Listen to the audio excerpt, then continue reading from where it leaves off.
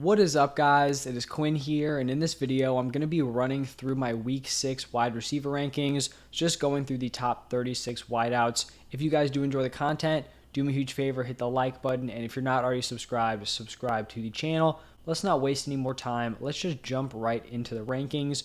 Number 1, I have Cooper Kupp going up against the Panthers. You can never go wrong ranking Cooper Kupp as your number 1 wide receiver. Then at number 2, I have Justin Jefferson going up against the Dolphins. I feel like these top probably 3 are pretty locked in here. So Jefferson against the Dolphins, then Stephon Diggs against the Chiefs. That should just be a very fun game in general. Then here at number 4, I actually have Mike Evans. This may seem high for Evans, but I think Evans and Godwin can both have really strong games this week. They're matched up against the Steelers, and the Steelers have given up the most points to wide receivers, and it's like not even close. Their secondary has just been getting torched all season long. So I think we could be in store for one of those classic monster Mike Evans games where he goes for like 120 yards, 2 touchdowns. And then I think this could also be the game where we see Chris Godwin really break out. So I have Mike Evans here at 4. I have Chris Godwin ranked at 14. So very high on both of these players in this matchup against the Steelers. At 5, I have Jamar Chase. I understand he's been disappointing. I'm not fading away from him. The overall volume is still there. We know he's incredibly talented, so I'm not going to be moving off of Jamar Chase here. I still think he's a very, very strong wide receiver 1 play. Right after him, I have A.J. Brown going up against the Cowboys. I think a lot of these upcoming guys are in the same tier. Guys like, Marquise Brown, Deebo Samuel, Tyreek Hill. These guys can be pretty interchangeable, but I do want to focus in on Marquise Brown here because he is someone who has really just kind of elevated himself into wide receiver 1 territory. He has been on an absolute tear over the past 3 weeks. These are his last 3 stat lines. So week 3, he had 14 receptions on 17 targets for 140 receiving yards. Then in week 4, 6 receptions on 11 targets, 88 receiving yards, and a touchdown. And then in week 5, 8 receptions on 10 targets for 78 receiving yards and 1 touchdown. He's just been wildly consistent, giving you a very high floor and also a very, very high ceiling. He's also matched up against the Seahawks, which actually isn't a super solid matchup for him. The Seahawks have actually given up the 4th fewest number of points to the wide receiver position. But in my opinion, this is just one where you trust the stud wide receiver. I'm firing up Marquise Brown as a mid-tier wide receiver 1. The talent is there. The consistency has been there. And even in a bad matchup, I'm going to be rolling with Marquise Brown. Plus potentially, or probably definitely the last game that he will be playing without DeAndre Hopkins before Hopkins comes back. But like I've talked about in previous videos, I will still not be fading off of Hollywood even when D-Hop does return. So I talked about Deebo at 8, Tyreek Hill at 9. I have CeeDee Lamb here at 10. I think it's impressive that he's worked his way up to a top 10 fantasy wide receiver without Dak. I think when Dak returns, he's right in that argument for 4, 5, 6 in that range. I truly think he can set himself up there. At number 11, I have Mike Williams. I probably should have said this off the top, but I left a few wide receivers off just based on injury concerns. Those guys were Keenan Allen, Michael Thomas, and then Rashad Bateman.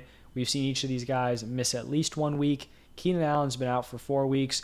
Honestly, at this point, I don't really know what to do with him. So for Mike Williams, I'm just going to be assuming that Keenan is not going to play. And so if Keenan Allen is not in the lineup, I think Mike Williams is a very strong wide receiver 1 play. Then at wide receiver 12, I have Courtland Sutton. Just continues to put up solid production even in an underachieving Broncos offense. This is also a decent matchup in terms of, for fantasy points.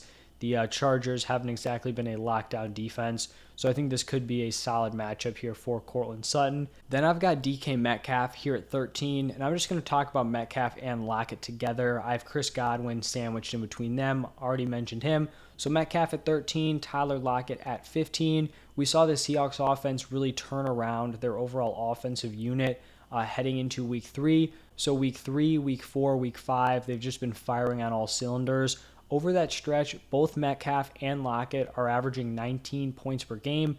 DK Metcalf's averaging 10 targets a game. Tyler Lockett is at 8.3 over that 3-game stretch. And if you're getting Metcalf 10 targets, you're getting Tyler Lockett 8.3 targets, especially with the quarterback play we're seeing out of Geno Smith.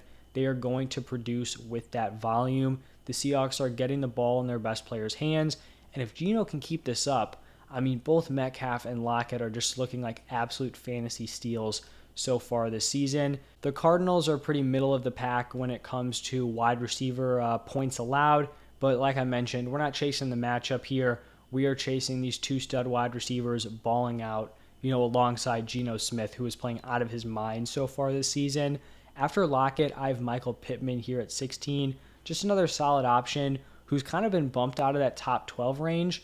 Obviously, he's been struggling a little bit, but I think it has more to do with some of these other dudes really outperforming expectation. Lockett, Metcalf, Chris Godwin with a strong matchup. So we did see these guys kind of jump Pittman here. Now at 17, I have T. Higgins, and this is just an impossible spot to rank him because we know he is dealing with an injury, and it's just tough to navigate a situation where the player suited up for their previous game, but then it was like almost like a decoy situation where he's not actually playing, he's not giving you, that production. So I have him here at 17. A fully healthy T. Higgins cracks the top 12, probably even cracks the top 10. I mean, I'd probably move him ahead of Cortland Sutton for sure, maybe ahead of Mike Williams, but he's right in that range. But, with the injury uncertainty, he's just going to be sliding in here as a mid-tier wide receiver 2. Hopefully we hear more about his availability throughout the week. At 18, I have Chris Olave. He is currently in concussion protocol. Doesn't necessarily have a great matchup against the Bengals. Bengals have definitely been a really strong team in terms of their secondary, not allowing a ton of production to the wide receiver position for fantasy. But for me, this is just believing in Chris Olave. He has shown so far that he is a very special player. As a rookie, this man is balling out. Over the last 3 weeks, he's averaging 18.6 points per game on 8.7 targets per game. He's commanded targets with Michael Thomas in the lineup.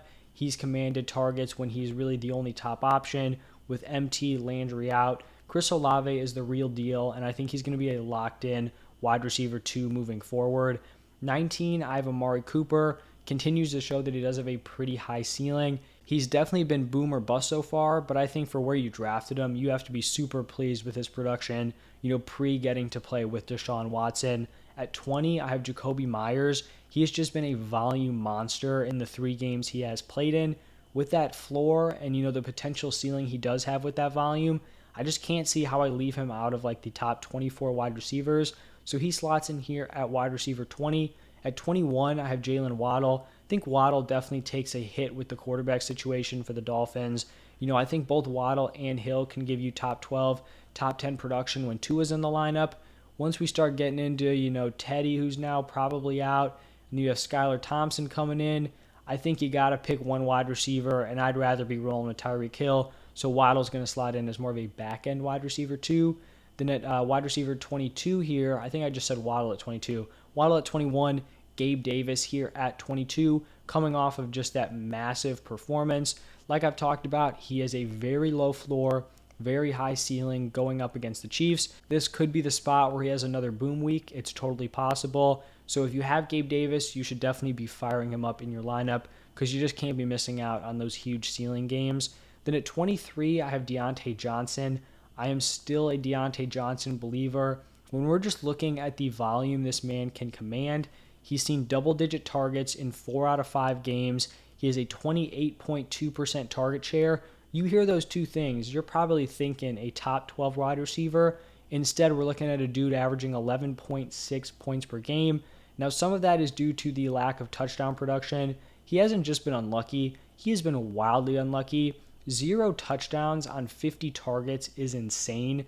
So I do truly believe that better days are coming, and he's going up against the Bucs middle of the pack secondary. I just talked about earlier on how I thought Evans and Godwin could both have big days. If those dudes are balling, the Steelers are likely going to be trailing. They're going to have to go to a more pass-heavy game script.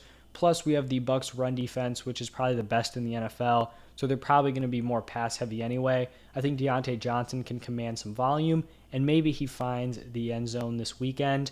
24, I have Devonta Smith. Very strong fringe wide receiver 2 play. 25, Christian Kirk. Really strong start through 3 weeks. Then he had a down week 4, but still commanded volume. Then week 5 was just kind of a weird situation where he was just, totally non-existent in the offense. So we'll see if he has a bounce back. But after 2 down games, it's tough to put him higher than some of these other dudes who have been balling. Then at 26, I have Drake London. He's definitely being hindered by the coaching staff he has around him. Arthur Smith continues to have questionable usage of his studs. First it was Kyle Pitts, now it is Drake London. Hopefully that doesn't continue. I still think he's talented enough to kind of outperform the situation he's in, but he definitely doesn't have the ceiling of some of the players ahead of him. Then at 27 and 28, I have back-to-back Commanders wide receivers, Curtis Samuel, Terry McLaurin. I feel like this is where these dudes are going to be slotting in consistently with bye weeks, probably high-end wide receiver threes. At 29, I think there's a pretty serious fall-off after McLaurin. I ended up going with Adam Thielen here. He's been slightly underwhelming, but the volume has been solid. The touchdowns just haven't really come through, which is the thing that he's actually been pretty solid with over the past few seasons. So I think that'll correct throughout the season.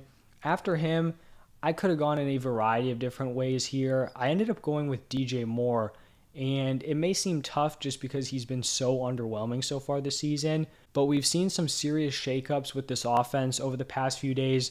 Matt Rule fired, we're going to have new coaching coming in, and then now Baker is out with a high ankle sprain, which means that PJ Walker is stepping in. And maybe it's wishful thinking.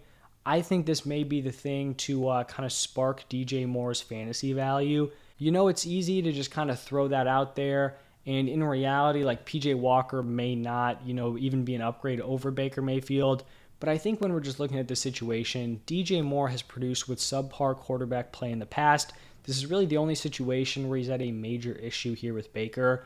So even if Walker isn't like putting up winning football, really helping this Panthers offense in terms of real life fantasy, if he can just get DJ Moore the rock, let him do his thing. I do think this is an encouraging sign for DJ Moore. So if you're someone who drafted Moore, you've held on to him, I think you should be a little bit optimistic here with Walker coming in. Also, the Rams, I feel like they have this reputation of having a really strong secondary. They've actually given up the fourth most points to the wide receiver position. So obviously you have Ramsey there, but it's not a unit that's like wildly scary, at least this season. So I think DJ Moore, fringe flex play, I think he's definitely startable this week. At 31, I have Jerry Jeudy, another guy who's been underperforming, kind of tough to slot him in here. He has a solid matchup against the Chargers, like I talked about with Sutton. Their secondary hasn't been great. The defense is banged up. A lot of this is going to come down to Russ. I think at this point, it's clear that Sutton is the better wide receiver. But if this offense is clicking, Jeudy can totally still be a top 24 guy. But when Russ is struggling, it's just unlikely to come together for Jeudy. At 32, I have Rondale Moore. This is more of a start of a situation and like an overall role in an offense, as opposed to actually like believing in the talent of Rondale Moore. Not that I don't believe in Rondale Moore or am anti-Rondale Moore, but we saw Greg Dortch come in, play this role, put up like 13, 15, then 17 points in his 3 starts. We see Rondale Moore come in. He has one dud game, then comes out with a solid performance here in week 5. So this role is just a spot where you're going to be peppered with targets. You're going to have opportunities. And so I think that's a solid spot for him to be as like a mid to back end wide receiver 3. Then we've basically got a ton of young wide receivers here. Garrett Wilson at 33. At 34, I cheated just to add another dude in here. I put Dobbs and Allen Lazard in the same category. They're basically back-to-back every single week. I think Lazard's kind of been outperforming his overall volume. They're getting similar snap looks. Obviously, they're in the same offense. So I think they're pretty interchangeable at this point. Then at 35, I have Pickens. He's definitely seen an emergence with Kenny Pickett taking over as quarterback. So we'll see if he can build on that against the Buccaneers. And then finishing it up with Alec Pierce, who's had a few solid games in a row, should be continuing to earn more opportunities. But that is going to wrap it up for my top 36 wide receivers. If you guys did enjoy, stayed all the way through the end, hit that like button, subscribe to the channel. Also, go check out the top 36 running backs if you haven't already. But thank you guys for stopping by, and I'll see you in the next one.